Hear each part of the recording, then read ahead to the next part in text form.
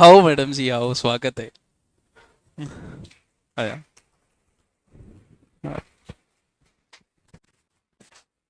Taranagar deputy Meenakshi जी madam है, इसी batch से, नई वाले बैच से। और प्रोबेशन पूरा होने के बाद पहली ज्वाइनिंग इन्हें तारानगर में ही मिली।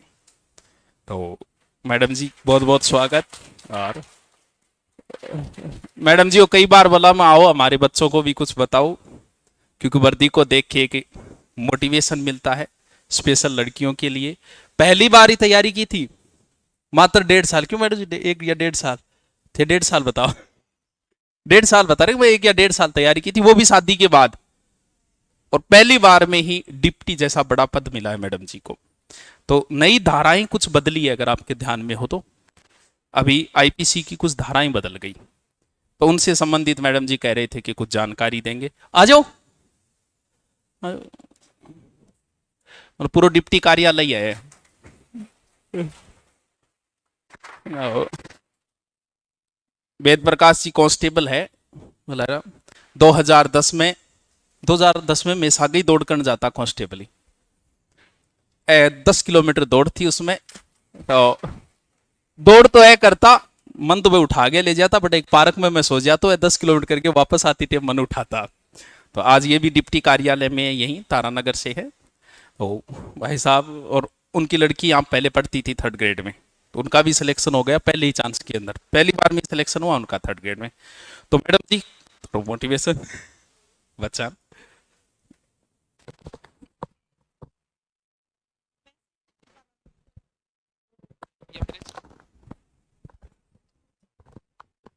आफ्टरनून सभी को। कौन सी क्लासेस है अभी इसमें, क्या चल रहा है? सब कोचिंग वाले।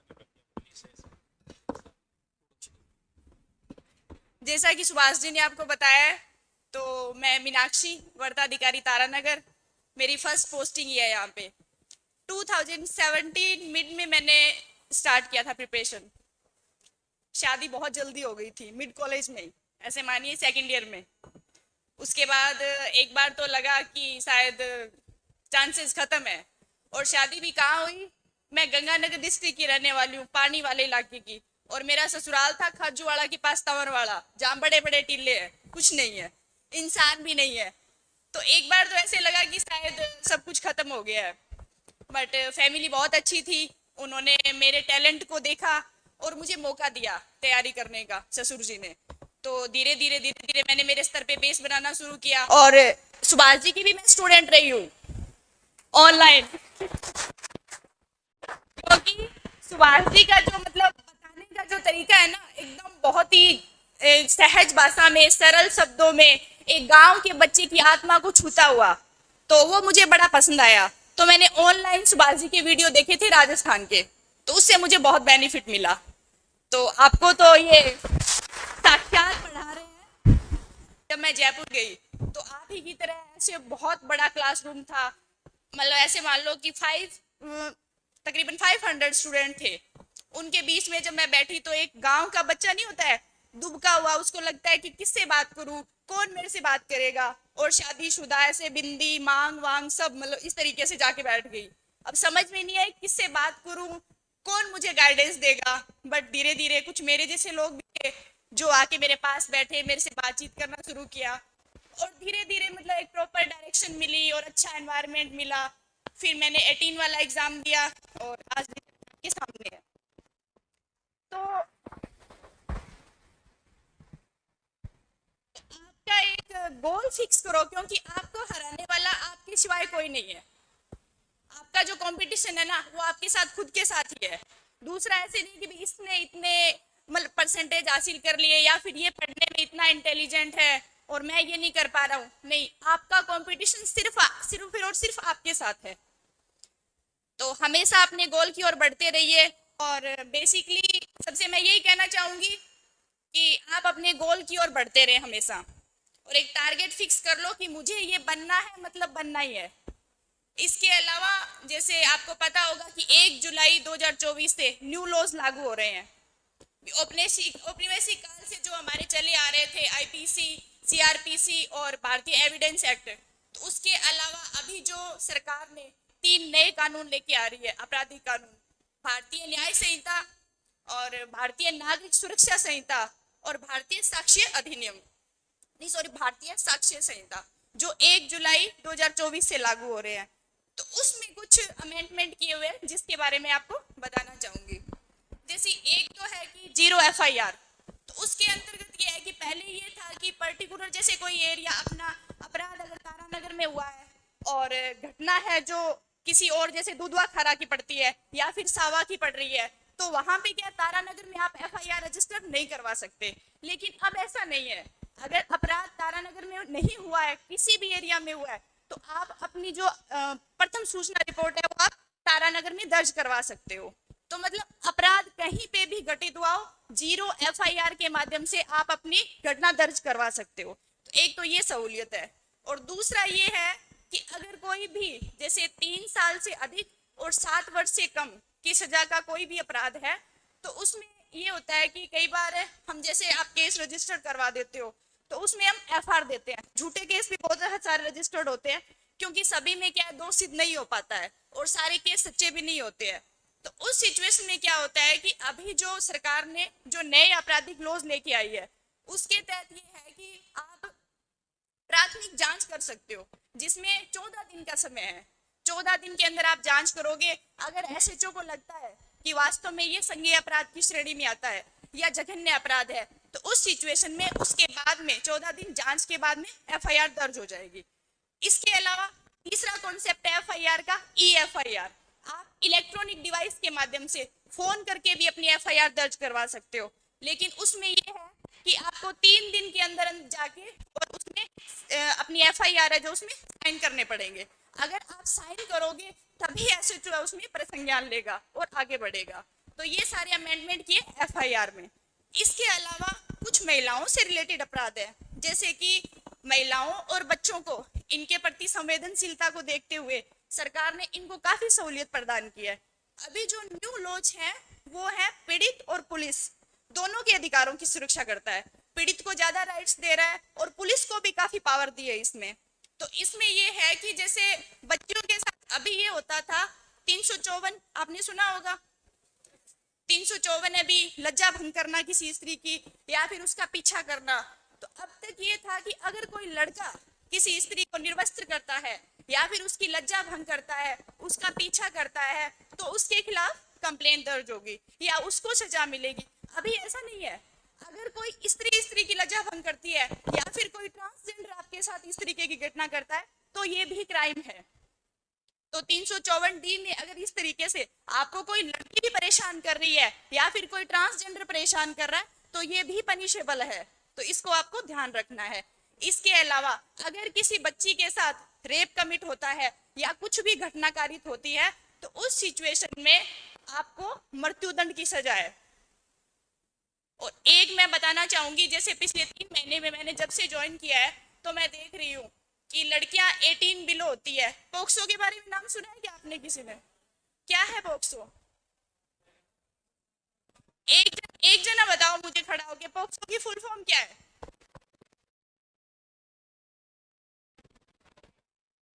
गुनगुनाना नहीं है, कॉन्फिडेंस लेके आओ थोड़ा सा। एक जना बताओ मुझे, पता सबको है? पता है? आप बताओ, लड़कियों में से बताओ पोक्सो क्या है? बताओ बताओ। हाँ बताओ, वेरी गुड। बताओ क्या नाम है आपका? नितिन। हाँ बताइए।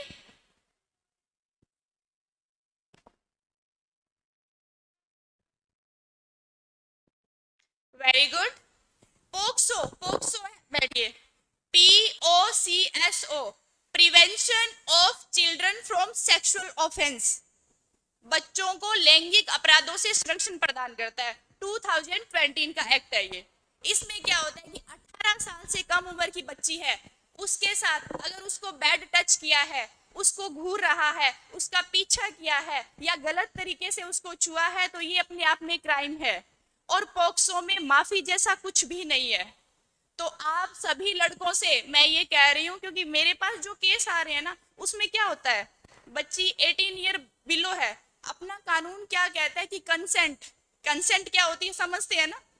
किसी भी लड़की की सहमति, चाहे आप उसको बात कर रहे हैं, उससे प्यार कर रहे हैं, उसको छू रहे हैं, कुछ भी कर रहे हैं, उसकी कंसेंट। तो कंसेंट को आईपीसी में डिफाइन नहीं किया गया है, उसकी कंसेंट मैटर नहीं करती। अगर लड़की 18 ईयर बिलो है तो उसकी कंसेंट मैटर नहीं करती। मेरे पास लड़के आते हैं, मैं लेके एक्यूज को लेके आते हैं ना, तो उसमें वो क्या कहता है, मैडम 1 साल से बात हो रही है, 1.5 साल से बात हो रही है, लड़की सहमत थी, फिजिकल रिलेशन बन गए, लड़की सहमत थी, लड़की खुद चला के आई है, बट एक्यूज आप हो। क्यों? क्योंकि 18 years below consent doesn't matter. समझ रहे हैं? तो ध्यान रखना है, ऐसा कोई भी एक्ट नहीं करना जिससे आपकी लाइफ बर्बाद हो जाए। अभी एक लड़का जिसको मैं मतलब मेरे को खुद को तरस आ रहा है, उसकी गलती नहीं है, क्योंकि लैक ऑफ नॉलेज। तथ्य झूठ हो सकता है लेकिन विधि में झूठ जैसा कोई ऑप्शन नहीं है। समझ रहे हैं ना? कानून में झूठ का या फिर ज्ञान का मैटर नहीं है, आपको नॉलेज था या नहीं था ये मैटर नहीं करता है, आपने कार्य किया ये मैटर कर रहा है। समझ रहे हैं?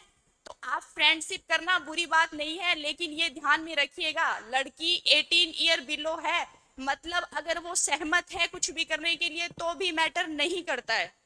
सो प्लीज, लाइफ बहुत प्रीशियस है, ध्यान रखें। अब ऐसे लड़के आ रहे हैं जिनको पता ही नहीं है कि उन्होंने क्या क्राइम किया है। वो लड़का मेरे को कहता है, कल रो रहा था कि मैडम मैंने किया क्या है, ये लड़की खुद चला के मेरे पास आई है। समझ रहे हैं आप? तो दोस्ती करना बुरी बात नहीं है, लेकिन इस चीज का विशेष तौर से ध्यान रखें, ऐसी गलती अपने को कभी भी नहीं करनी है, क्योंकि पोक्सो एक्ट में माफी नहीं है, कोर्ट में आपको सुना ही नहीं जाएगा। लड़की की सीधा सो एक ही वर्ड है मैजिस्ट्रेट साहब का, कंसेंट मैटर नहीं करती, इसलिए ये ध्यान रखना है हमेशा। और एक ये भी है कि पोक्सो में जिस बच्ची के स्टेटमेंट होंगे तो उस स्टेटमेंट, आज तक तो क्या होता था, जुडिशियल मैजिस्ट्रेट नोट करते हैं, लेट तो नहीं हो रहा, जुडिशियल मैजिस्ट्रेट नोट करते हैं, लेकिन अभी से ये है न्यू लॉज, ये कहते हैं कि जुडिशियल मैजिस्ट्रेट मेल, अगर मेल एक स्टेटमेंट रिकॉर्ड कर रहा है तो उस समय एक लेडी की उपस्थिति कंपलसरी है। बेसिकली लॉज तो ये कहता है कि एक महिला के स्टेटमेंट एक महिला न्यायिक मजिस्ट्रेट और महिला अधिकारी ही नोट करेगी, चाहे वो पुलिस ऑफिसर है चाहे वो जुडिशियल मैजिस्ट्रेट है। लेकिन अगर फिर भी अगर एक अवेलेबल नहीं है महिला और अगर एक मेल स्टेटमेंट रिकॉर्ड करता है तो एक फीमेल की उपस्थिति में ही रिकॉर्ड होगा। समझ रहे हैं? तो ये छोटी छोटी चीजें हैं, वैसे तो बहुत कुछ है बताने को, लेकिन समय अभाव को देखते हुए थोड़ा सा ये मैं आप सबसे निवेदन करूंगी कि प्लीज लोगों के बारे में थोड़ा अवेयर रहें, ज्ञान आपको बढ़ाना है इस मैटर में। कोई भी अनहोनी करने से पहले एक बार सोचना जरूर। आपके साथ बहुत सारी जिंदगी जुड़ी हुई है, आप अगर एक क्राइम कमिट करते हैं, आपका पूरा परिवार, आपका समाज, सभी इसके दायरे में आते हैं। फिर आपके घर वालों के ऊपर एक क्वेश्चन मार्क लगा देंगे आप कि आपकी छोरे ने तो ये किया था, थारो छोरो तो रेप कर आयो, थारो छोरो तो बिन भगा के ले गयो। तो ये सारी चीजें अपने को ध्यान में रखनी है। और कुछ है जैसे मैं साइबर फ्रॉड के बारे में थोड़ा सा बताना चाहूंगी। आजकल साइबर फ्रॉड बहुत बढ़ रहा है, बच्चियों के साथ भी हो रहा है, बॉयज के साथ भी हो रहा है। आपके पास कोई लिंक आएगा, उसके अंदर कोई अश्लील वीडियो, आप जैसे ही लिंक ऑन करोगे, ओपन हो गया, ओपन होते ही कोई अश्लील फोटो आपके सामने आएगी और आपकी फोटो सामने से कैप्चर हो जाएगी, वो वीडियो रिकॉर्ड हो गया, उस वीडियो के मार्फत आपको धीरे धीरे ब्लैकमेल करना शुरू कर देंगे। तो अपन को इस तरीके का कोई भी लिंक ओपन नहीं करना है।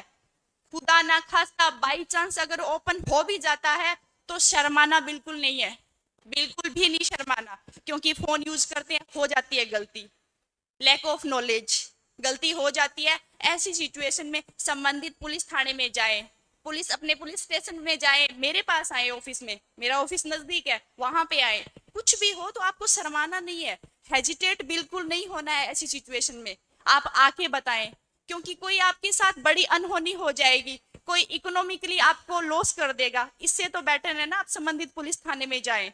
इसमें शर्माने जैसा कुछ भी नहीं है। तो ऐसी सिचुएशन में हमेशा ध्यान रखना है, अपने घर वालों को भी इस चीज के लिए अवेयर करना है। कभी भी बैंक या फिर कोई भी एजेंसी है, चाहे वो सेंट्रल एजेंसी है, चाहे वो स्टेट एजेंसी है, कभी भी आपको फोन करके आपसे ओटीपी नहीं मांगेगी, ना कोई आपको किसी योजना के बारे में बताएगी। इसलिए घर बैठे लखपति बनने की कोशिश नहीं करना। ये ऐसे ही होते हैं, 200-250 के आप 200 डाल दो 400 हो जाएंगे, 400 डाल दो 1000 रुपए हो जाएंगे। तो अपने को बैठे बैठे नहीं बनना है अमीर, ध्यान रखना है इन चीजों का, ठीक है। और साइबर के बारे में आप तो पढ़े लिखे समझदार हो, अपने आसपास के मोहल्ले में भी जानकारी दें सभी को। और दूसरा ये है, आपको ये लग रहा है कि यहाँ के एनवायरनमेंट में कुछ भी इस तरीके की एक्टिविटी हो रही है जो कि सोसाइटी के ऊपर कहीं ना कहीं नेगेटिव है, तो उस चीज के रिगार्डिंग आप अपने टीचर्स को बताएं, आप हमारे को इन्फॉर्मेशन दें, पुलिस स्टेशन में बताएं, मेरे ऑफिस में बताएं, क्योंकि हम तो है यूनिफॉर्म वाली पुलिस और आप हो बिना वर्दी वाली पुलिस, और आप ज्यादा पावरफुल हो हमसे, क्योंकि आप सोसाइटी के बीच में रहते हो। जितनी इंफॉर्मेशन आप कलेक्ट कर सकते हो ना, उतनी हम कतई नहीं ला सकते। हमारी यूनिफॉर्म जाते ही तो जो कुछ हो रहा है ना, वो ऐसे स्टैचू बन जाएगा, कुछ ही नहीं हुआ है। आप लोग हमें इन्फॉर्म कर सकते हो, आप लोग हमें इम्पावर करोगे। और ये बहन बेटियां तहजीब से बात करेंगे। एक सरकार का ऑपरेशन गरिमा भी चल रहा है, आपको पता होगा, सुना है ना? क्या है ऑपरेशन गरिमा? महिलाओं के ऊपर छींटाकशी करना। वाओ, क्या लग रही हो, आज तो बहुत सुंदर लग रही हो। हमारा राइट है सुंदर दिखना, हम बनेंगे तनेंगे सुंदर बन के निकलेंगे, ये हमारा अधिकार है। आप लोग कौन होते हो हमारे ऊपर छींटाकशी करने वाले? ये भी अपने आप में क्राइम है, समझ रहे हैं ना? ये मजाक की बात नहीं है, ये क्राइम है अपने आप में। 19110 इस पे आप इन्फॉर्म करेंगी तुरंत। अगर इस तरीके का आपको लगातार अगर कोई 30 सेकंड तक घूर रहा है कोई भी लड़का, और इस तरीके का एनवायरनमेंट क्रिएट हो रहा है जहां से आप असहज महसूस कर रही है, आप तुरंत इन्फॉर्म करें, नहीं तो कस के चांटा लगाएं, ताकि 10 लोगों को और मैसेज पहुंचेगा। आप कमजोर नहीं हो। इवन न्यू लॉज आए हैं, उसके अंदर पुरुषों की बजाय आपको ज्यादा राइट दिए गए हैं। हमेशा से ही हो रहा है, महिलाओं को ज्यादा राइट दिए गए हैं, क्योंकि महिलाओं के प्रति सेंसिटिविटी को देखते हुए। सो आप लोग अवेयर रहिएगा, ठीक है। और आपको भी अपने अधिकारों के बारे में पता होना चाहिए। आप अपनी छोटी बहन बच्चियों को गुड टच बैड टच के बारे में बताएं। गुड टच क्या होता है, बैड टच क्या होता है, नहीं पता होता। पोक्सो की जो घटनाएं होती है ना, वो कब होती है? जब हमारा रिश्तेदार, हमारा विश्वास वाला बंदा जो हमारे चूल्हे चौके तक पहुंच रखता है ना, वही ऐसी घटनाओं को अंजाम देता है। समझ रहे हैं? तो हमेशा अवेयर रहना, किसी पे भी ट्रस्ट नहीं करना, एक लिमिट में, चाहे वो बुआ का है, चाहे वो मौसी का है, चाहे वो रिश्तेदार है, क्योंकि अपराध कब घटित हो जाए पता नहीं चलता है। आपकी गरिमा, आपके परिवार की गरिमा सब आपके हाथ में है। और एक आपसे मैं निवेदन करना चाहूंगी सभी से, यहाँ पे बहुत एमपीआर दर्ज हो रही है, दुखी हो गई हूं मैं।